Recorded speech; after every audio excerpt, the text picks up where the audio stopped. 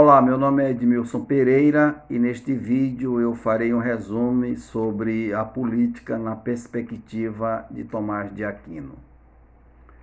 Tomás de Aquino desenvolve o seu pensamento político na obra intitulada Do Governo dos Príncipes. Nesse livro, ele trata sobre a origem e a natureza do Estado.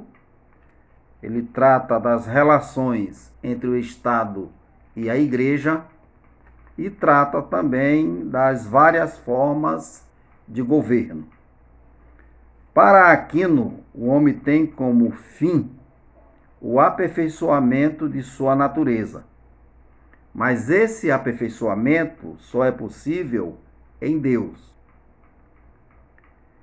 Em seu pensamento, Aquino sustenta que a finalidade última das ações humanas está além do próprio homem.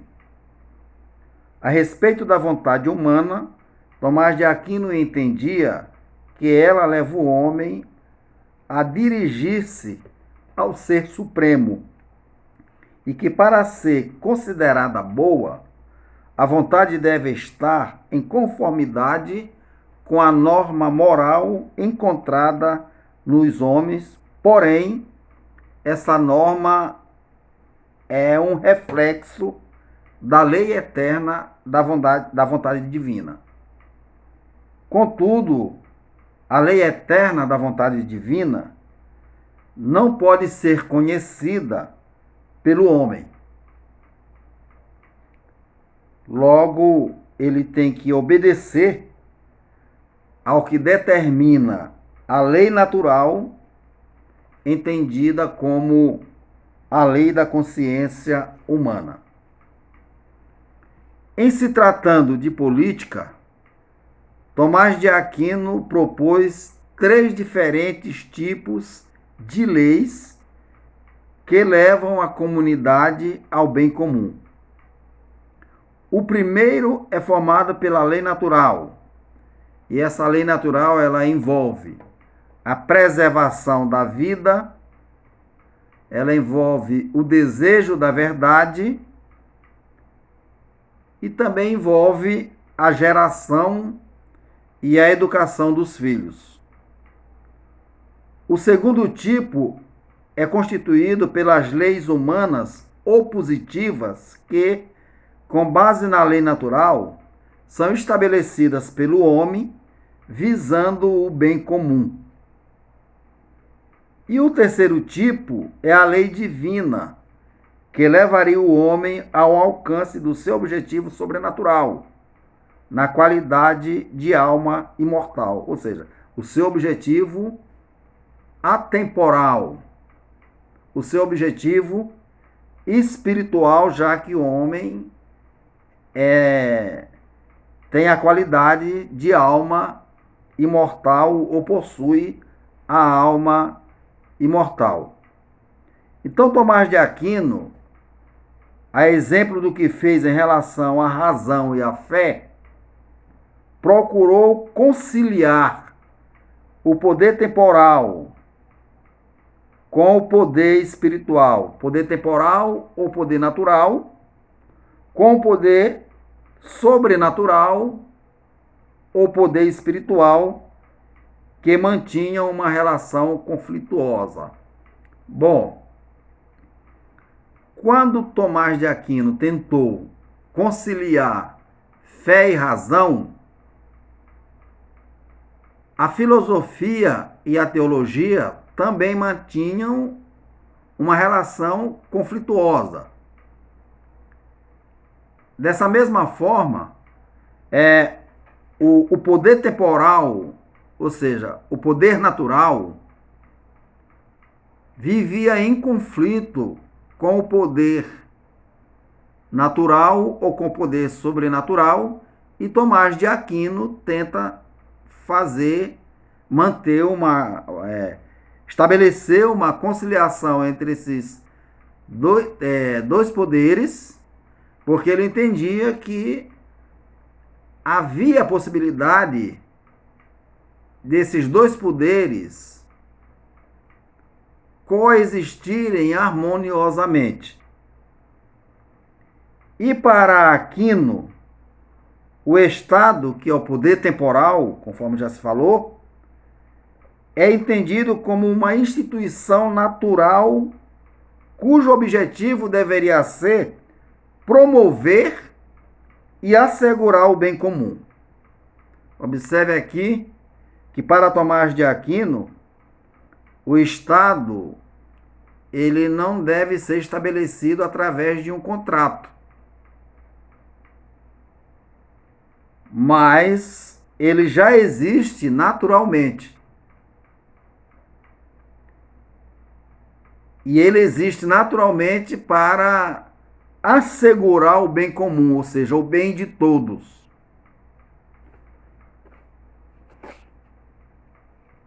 Numa reafirmação da doutrina de Aristóteles, Tomás de Aquino sustentava que a origem do Estado nasce da natureza social, conforme eu já falei.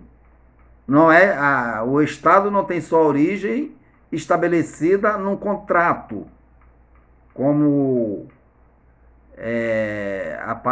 é sustentado no pensamento de Rousseau, ou dos contratualistas. Então, o Estado nasce da natureza social do homem e das limitações do indivíduo.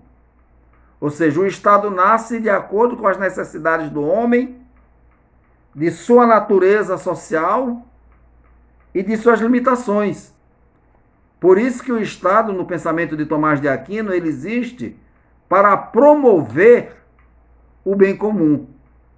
O Estado existe por causa do homem, mas a sua origem já está intrínseca na natureza social do homem e nas limitações de cada indivíduo.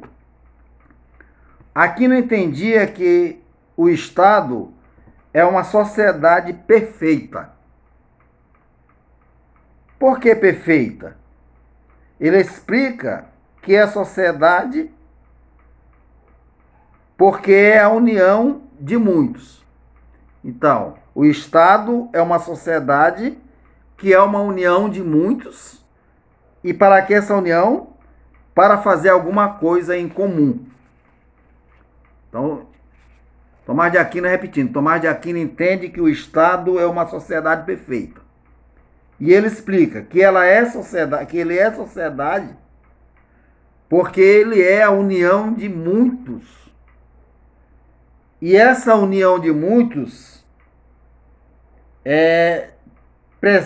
existe para fazer alguma coisa em comum. E ele explica também que é sociedade perfeita porque tem fim próprio. E que o bem comum e os meios suficientes para realizar esse bem comum, ou seja, o Estado é uma sociedade perfeita porque tem objetivo próprio. E esse objetivo próprio é para o bem comum, visa o bem de todos. E o Estado também é uma sociedade perfeita porque ele possui os meios suficientes para realizar esse bem comum. Então, Tomás de Aquino entende isso. Ora, o Estado é uma sociedade por quê? O Estado é uma sociedade porque ele visa, ou ele é a união de todos, ou a união de muitos, para fazer alguma coisa em comum. Então, esses muitos se unem para fazer alguma coisa que sirva para todos, que todos querem. Por isso, o Estado é uma sociedade. E é uma sociedade perfeita por quê? Porque esse Estado, sociedade perfeita, que é a união de muitos, para fazer alguma coisa em comum, alguma coisa para o bem de todos, tem um fim próprio. tem um objetivo próprio, tem um propósito próprio. E que propósito é esse? Que fim é esse? Esse fim é o bem comum, ou seja, o bem de todos. E o Estado possui ainda os meios suficientes para realizar esse bem comum, esse bem que vai beneficiar a todos. O Estado dispõe dos meios suficientes para possibilitar um modo de vida que fará com que todos os cidadãos tenham o que precisam para viver bem com os homens. Então, o Estado, para Tomás de Aquino, dispõe de meios propícios, de meios que podem e bastam para possibilitar o modo de vida que fará com que todos os cidadãos tenham o que precisam para viver bem como homens. E ainda numa visão aristotélica, Tomás de Aquino considerava a monarquia absoluta como o governo ideal. Então, para ele, a monarquia absoluta, aquela em que o rei manda, né, o monarca manda, então ele entendia que o governo ideal é a monarquia absoluta. Porém, em termos concretos, em termos práticos, ele concebia a monarquia constitucional como a melhor forma de governo. E por que ele entendia assim? Ele estava se contradizendo? Não. Lembre-se que nós falamos aí atrás que ele entende o Estado como uma sociedade que visa o bem de todos. Ou seja, uma sociedade em que todos podem participar. Todos são beneficiados. De uma forma ou de outra, todos são beneficiados. Numa monarquia absoluta, apesar dele entender que essa seria a forma ideal de governo, mas numa monarquia absoluta, o povo não tem vez e o povo não tem voz. Não tem voz. Porque, como eu já disse, quem manda, quem determina tudo é o monarca, ou, no caso, o rei ou o príncipe. O povo não pode participar, o povo não pode votar, o povo não pode ser votado. Então, ele entendia que em termos que era ideal, porque talvez as coisas acontecessem de forma mais rápida, um só decidindo. Mas como ele entende também que o Estado é uma sociedade que visa o bem de todos e que todos devem participar, ele dizia, ou ele sustentava, que a melhor forma era a monarquia constitucional, a melhor forma de governo. Por quê? Porque nela a sociedade é melhor representada. Então, observa-se aí que, embora ele entendesse de uma forma, mas visando o bem de todos, ele preferia aquela que beneficiava a todos, embora acreditasse que a outra, no caso a absoluta, fosse a melhor. Só que aquela que ele considerava melhor, aquela forma de governo que ele considerava melhor, não visava a participação do povo. Não era representativa. Então ele diz, logo, a monarquia constitucional, em termos concretos, em termos práticos, é a melhor porque nela a sociedade está melhor representada, a sociedade é mais participativa. E a respeito das relações entre Estado e Igreja, Tomás de Aquino entendia que, sendo o Estado, no seu campo de atuação, uma sociedade perfeita, desfruta de uma autonomia também perfeita. Contudo, como a Igreja tem como fim o bem soberano, por ser o bem sobrenatural, ou seja, o bem espiritual, e esse bem ele considera superior ao bem temporal, ao bem natural, então Tomás de Aquino vai dizer, olha, o Estado, em sua relação com a Igreja, dentro do seu campo de atuação, como uma sociedade perfeita, desfruta de uma autonomia também perfeita, mas como a Igreja tem como fim o bem soberano, um bem maior, um bem acima do bem do Estado, por ser o bem sobrenatural, ou seja, por ser o bem espiritual,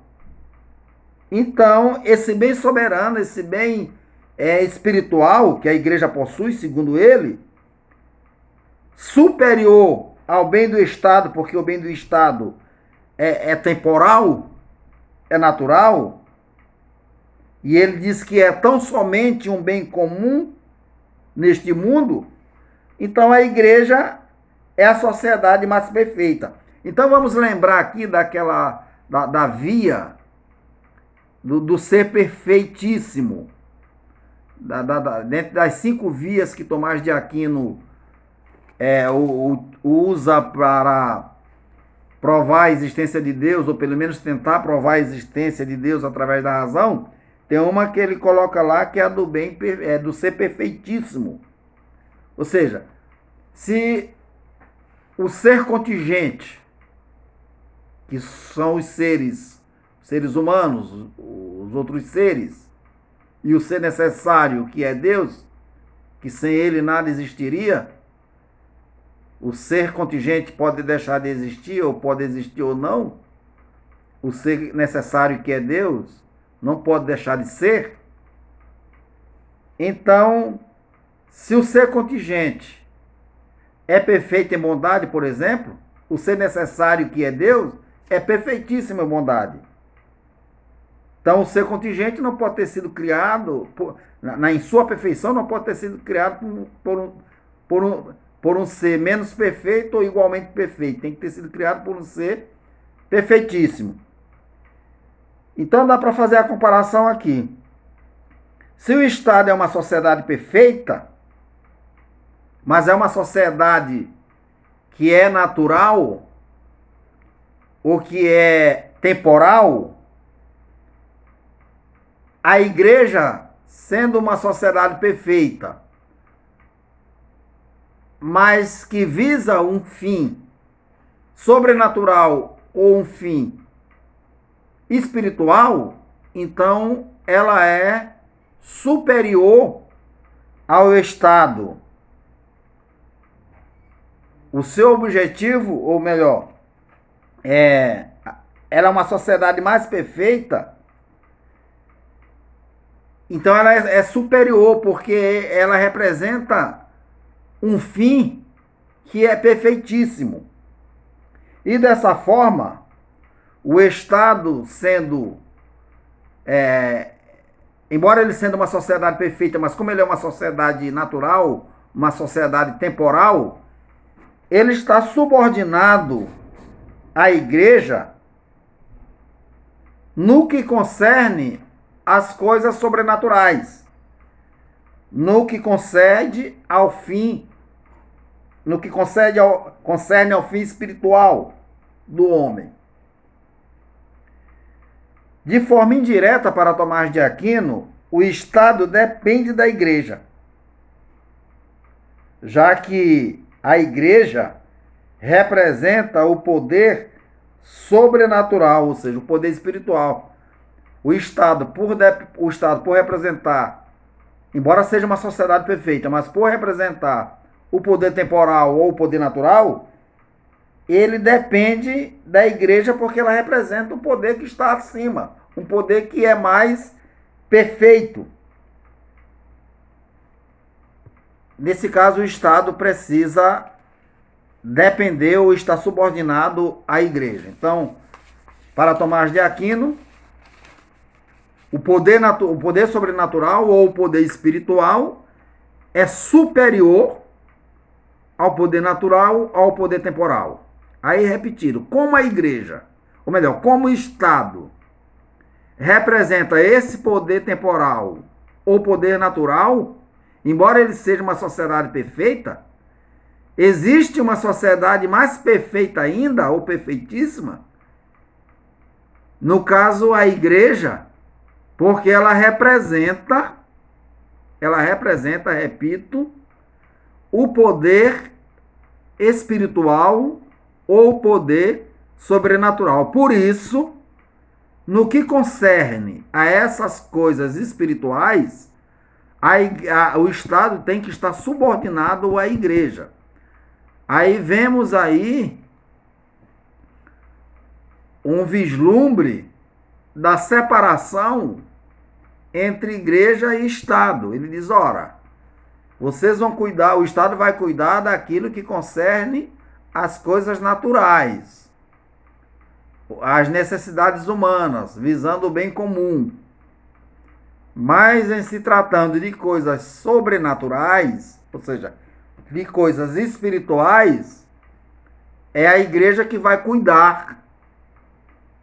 Porque é a igreja que representa esse poder sobrenatural ou esse poder espiritual, ela representa aqui na terra. Então a igreja é representante de Deus na terra. Ela que vai cuidar dessas coisas. Se o Estado precisar lidar com isso, ele tem que se submeter à igreja. Se ele precisar lidar com esse tipo de coisa sobrenatural ou espiritual, ele precisa estar subordinado à igreja. Porque é a igreja que tem competência dada por Deus para tratar dessas coisas sobrenaturais ou espirituais aqui na terra. Então, sendo assim, pode-se comparar as relações no pensamento aquiniano, pode-se comparar as relações entre Estado e igreja com as relações entre filosofia e teologia. Eu já dei um vislumbre disso antes, quando eu falei que Tomás de Aquino tentou conciliar o pensamento filosófico com, ou melhor, a fé e a razão, porque elas viviam numa relação conflituosa. Eu falei isso ainda há pouco, só reiterando que já tinha sido falado num vídeo anterior. E também o Estado e a igreja, ou melhor, as relações entre o poder temporal e o poder sobrenatural, poder natural ou temporal e poder sobrenatural e espiritual, as relações entre esses dois poderes eram conflituosas. E Tomás de Aquino tenta, então, conciliar esses dois poderes da mesma forma que ele fez com a filosofia e com a teologia. Então, da mesma forma que ele fez com a filosofia e a teologia, tentar conciliar as duas que vivem em conflito, ele tenta conciliar Estado e igreja, o poder temporal, poder sobrenatural, ou melhor, poder natural, poder político, com o poder sobrenatural e o poder natural que a igreja reivindicava. A igreja dizia que era detentora, detinha esse poder aqui na terra. Então o Estado está subordinado à igreja, como a filosofia está subordinada à teologia. Mas assim como a filosofia, o Estado tem plena autonomia em seu campo de atuação. Então, a filosofia estava subordinada à teologia, mas ele entendia que a filosofia tinha plena autonomia em seu campo de atuação, mas quando se tratasse de coisas relacionadas ao espiritual, a filosofia tinha que estar subordinada à teologia, e ele chegou a dizer que, nesse sentido, A filosofia era serva da teologia. Por isso não poderia haver contradição entre elas.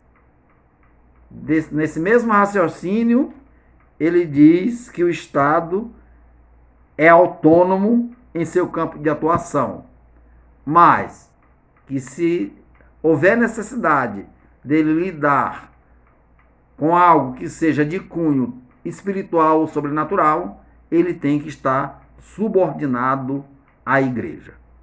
Espero que você goste desse vídeo e, se gostar, dê o seu like, e se ainda não está inscrito no canal, se inscreva, eu ficarei muito agradecido, e até o próximo vídeo.